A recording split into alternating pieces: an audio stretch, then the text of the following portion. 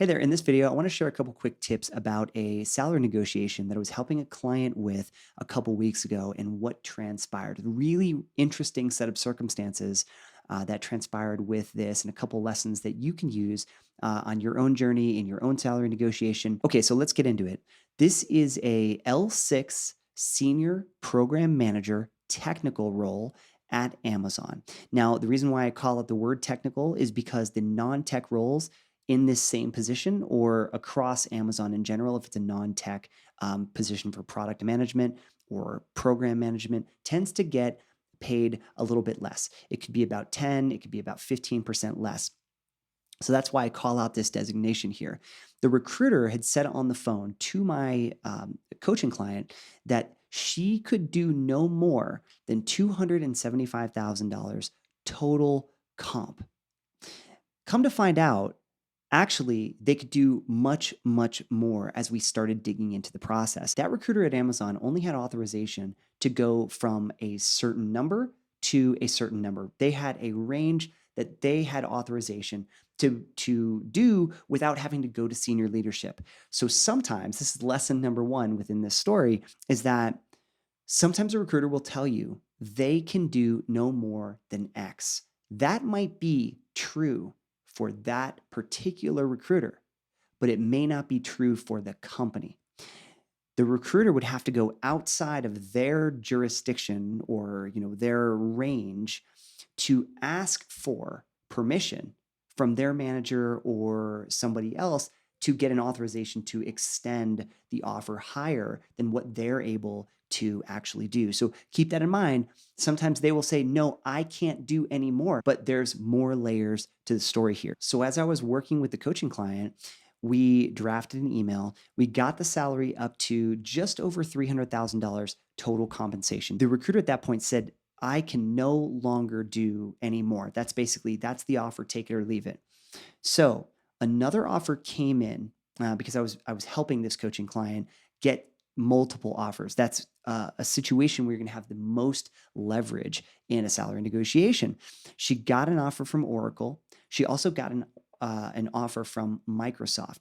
The Microsoft and Oracle offer came in about $10,000 difference from each other. It was between $365,000 and $375,000 total comp. So that includes bonus, stock, everything included. So it was $65,000 to $75,000 more than Amazon coming off of saying that they could not do any more under any circumstances. That was best and final for them. So from there, I had some additional leverage. I was able to craft an email directly to the hiring manager on this person's behalf that she ultimately wound up sending out.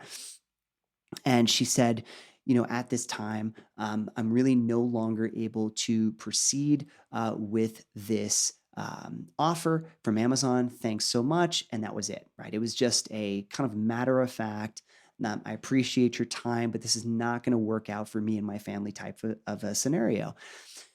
Amazon then came back after her saying, I'm out. And they said, what is your number?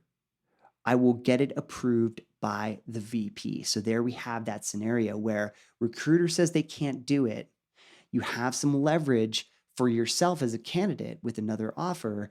And then all of a sudden, the door opens a little bit further. Now, ultimately, she didn't wind up going any further with Amazon. I was actually really interested to see how much further she was going to go to see if we could crack 400,000 from the original. We can't do better than 275K number. But ultimately, she really liked Oracle. She really liked the manager there. She knew a couple people there. She felt really comfortable.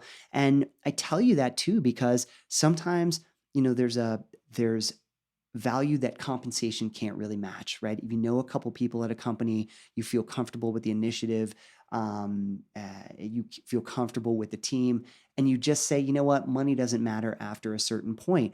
And so she wound up going that route.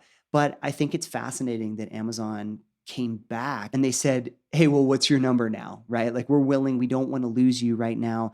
And I've had this happen a couple times with Amazon people right now doing salary negotiation. I instruct them during their salary negotiation at the end, only if they are totally willing to walk away. This is only a strategy that you would want to use if you are 100% willing to walk away. You give them a number and you say, if we can't reach this target, then I will respectfully have to decline. And if you do that, it's either going to be positive or negative, right? You have to be willing to walk away. You have to know, or you have to make them know that you are actually very, very serious. You can't use kind of flowery language to say, well, I hope we can kind of get to something, right? It's no, there's a line in the sand that you've drawn. So hopefully this video can help you along your journey during your salary negotiation.